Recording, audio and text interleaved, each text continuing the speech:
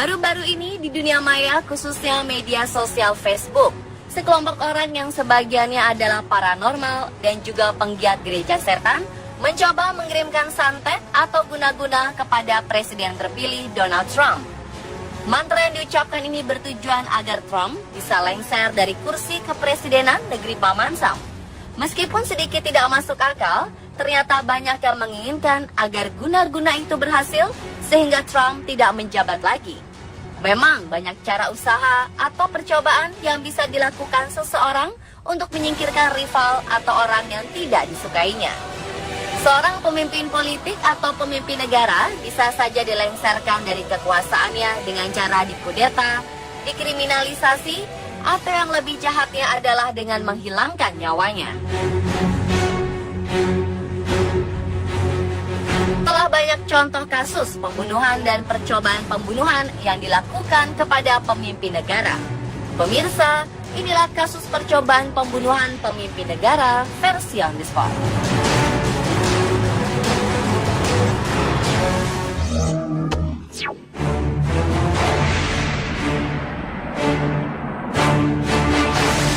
Kasus percobaan pembunuhan pertama menimpa Fidel Castro. Beliau merupakan sosok yang sangat dihormati di Kuba. Pria kelahiran tahun 1926 ini dinilai sebagai tokoh revolusi yang berhasil mengubah Kuba dan menghilangkan pengaruh barat di negaranya. Tetapi ternyata selama masa kepemimpinannya, menurut mantan pengawalnya, ia harus menerima 638 kali percobaan pembunuhan. Berdasarkan pengakuan mantan diplomat Amerika Serikat di Havana, Wayne Smith, Dinas Intelijen Amerika Serikat CIA, dan para pelarian politik Kuba menghabiskan waktu hampir setengah abad berkomplot untuk membunuhnya. Upaya percobaan pembunuhan ini dengan cara menggunakan pil beracun, pena yang dilengkapi dengan jarum beracun, merekrut mantan kekasih Castro, Marita Lawrence, untuk dijadikan eksekutor pembunuhan. Menyimpan bahan peledak dalam jumlah besar di bawah podium tempat ia berpidato, penyemprotan aerosol yang mengandung jenis narkotika, dan masih banyak lagi cara lain. Hasilnya, segala usaha itu hampir sia-sia karena percobaan pembunuhannya selalu digagalkan oleh pengawalnya atau oleh sang presidennya sendiri.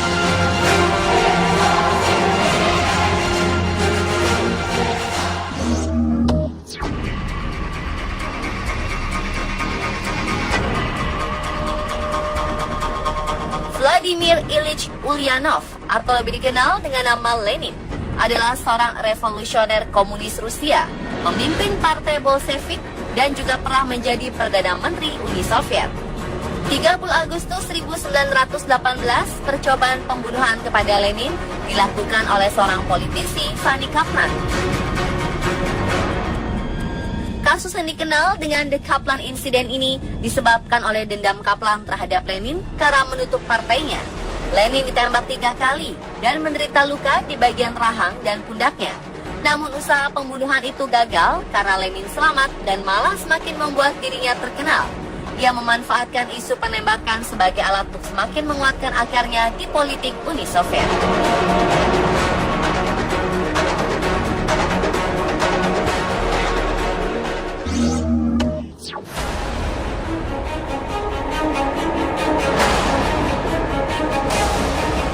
Pemirsa, tokoh Jerman sekaligus pemimpin Nazi Adolf Hitler terkenal karena menyebabkan terjadinya Perang Dunia Kedua.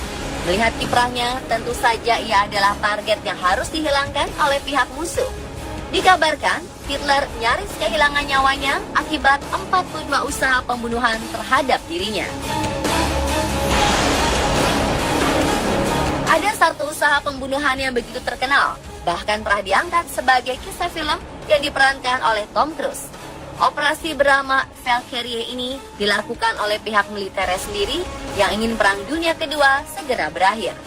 Percobaan pembunuhan pada 20 Juli 1944 itu dilakukan dengan cara meletakkan sebuah tas berisi bahan peledak dan diposisikan sedemikian rupa agar berada di dekat Hitler ketika ia menghadiri pertemuan. Namun usaha itu gagal ketika posisi tas tersebut ternyata diletakkan di dekat Jenderal Heinz Brandt yang tewas akibat ledakan tersebut. Hitler sendiri selamat dengan hanya luka di bagian telinganya. Sedangkan para perencana usaha pembunuhan, yaitu Kolonel Stauffenberg beserta kawan, dieksekusi mati oleh tentara Nazi.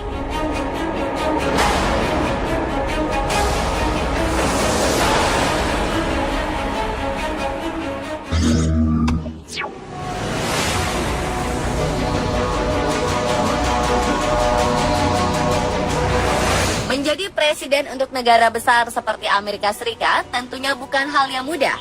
Ia bisa saja menjadi target pembunuhan dari berbagai pihak yang tidak menyukai kebijakannya, seperti Abraham Lincoln dan John F. Kennedy. Kedua tokoh ini menjadi korban pembunuhan karena ada sekelompok orang yang tidak menyukainya. Namun untuk percobaan pembunuhan kepada Ronald Reagan bisa disebut unik dan sangat aneh. Presiden Amerika Serikat ke-40 itu ditembak oleh seorang pria bernama John Hinckley Jr. pada 30 Maret 1981. Motif dari percobaan pembunuhan ini bukan karena ia membenci Reagan, melainkan Hinckley hanya ingin terkenal agar aktris favoritnya, yaitu Jodie Foster, dapat menyadari keberadaannya. Dan setelah berkali-kali berusaha mendapatkan perhatian dari Foster tapi gagal, Hinckley nekat menembak presiden kelahiran tahun 1911 itu.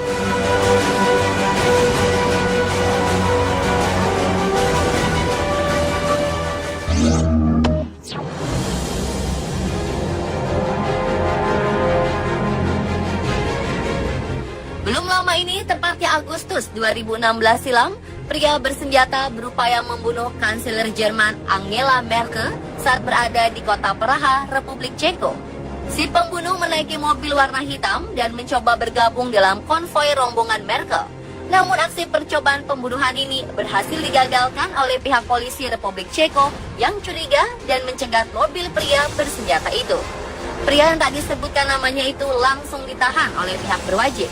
Menurut laporan, ternyata Merkel sudah diintai sejak dalam perjalanan dari bandara menuju kota Praha.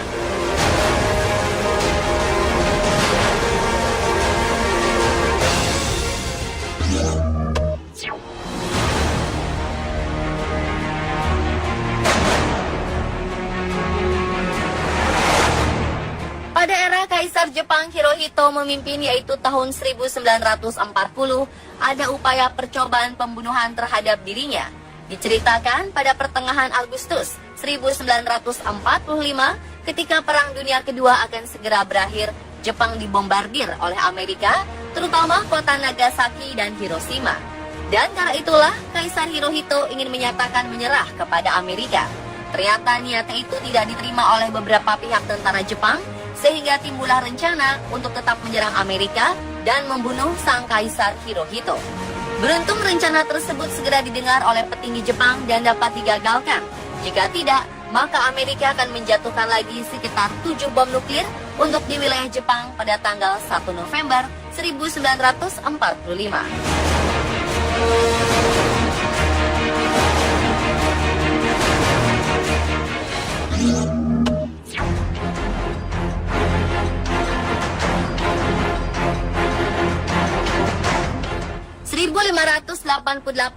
Inggris adalah negara yang miskin, sedangkan negara yang menyandang gelar adik kuasa di dataran Eropa pada masa itu adalah Spanyol.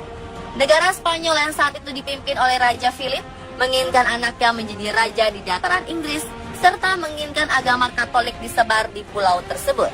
Untuk memuluskan rencananya itu, Raja Philip berencana melakukan pembunuhan terhadap pemimpin Inggris, yaitu Ratu Elizabeth I. Spanyol mulai mengirimkan armada perangnya ke Inggris untuk membunuh sang ratu, lalu mengambil alih kerajaannya. Namun nasib tak dapat diubah. Pelayaran pasukan Spanyol harus berakhir di tengah lautan karena terampas badai dan cuaca buruk yang membuat seluruh awak dan pasukan tersebut tenggelam sebelum menyentuh daratan Inggris. Mungkin jika rencana pembunuhan Ratu Elizabeth I itu berhasil dilakukan, bisa saja negara bernama United Kingdom dan revolusi Amerika tidak akan terjadi.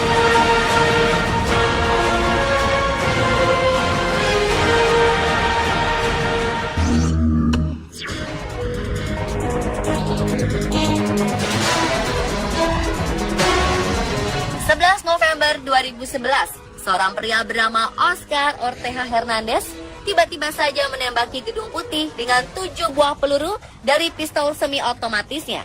Ia berencana ingin membunuh Presiden Barack Obama. Namun usahanya itu tidak berhasil. Pelaku kemudian ditangkap dan dibawa ke kantor polisi untuk diselidiki. Setelah diselidiki, motif Hernandez untuk membunuh Presiden Amerika Serikat ke-44 adalah karena ia mengklaim bahwa Obama adalah seorang antikristus. Dan ia ingin membunuh Obama karena ia tak suka dengan pemimpin yang antikristus. Ternyata beberapa minggu sebelumnya, Hernandez pernah mengirim sebuah video kepada presenter terkenal Oprah Winfrey. Ia ingin diwawancarai oleh Oprah bahwa ia adalah Yesus modern yang telah dinantikan oleh semua orang.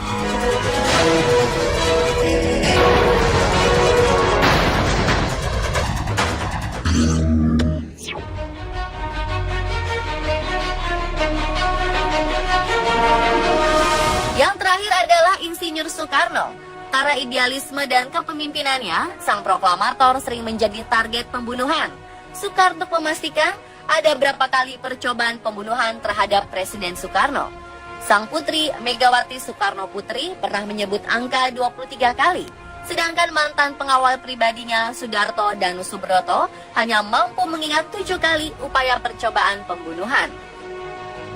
Berbagai cara dilakukan pihak musuh untuk membunuh Soekarno, mulai ditembak oleh pistol dari jarak dekat, ditembak peluru mortar, ditembaki pesawat MiG-17 yang dipiloti Daniel Maukar, dihujani granat dan bom dari pesawat tempur, hingga dikepung kelompok anggota DITII. Dan kesemua usahanya itu selalu kandas, Bung Karno tetap selamat. Menghadapi percobaan pembunuhan terhadap dirinya, ternyata pria kelahiran 6 Juni 1901 ini tidak menjadi takut dan gentar. Ia selalu mengatakan bahwa mati hidup adalah kehendak Tuhan. Dan itulah pemirsa kasus percobaan pembunuhan pemimpin negara versi On The Spot.